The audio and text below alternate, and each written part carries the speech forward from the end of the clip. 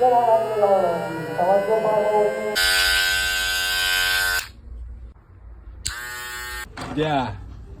تا قطعه باز کردیم که برسیم تازه بتونیم موتور رو بیاریم بیرون.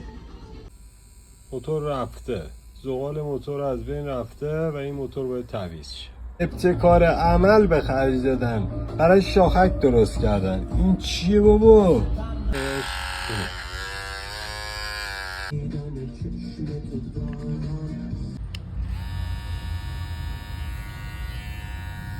بیار یه کاری کنم پرواز کنه.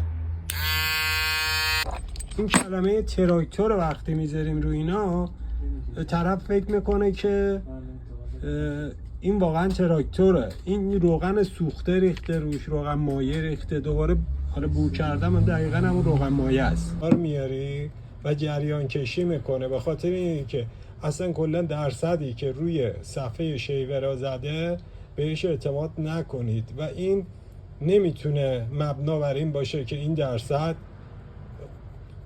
اندازه باتری داره نشون میده. یه موقع ببینید 40% اصلا خاموش میشه.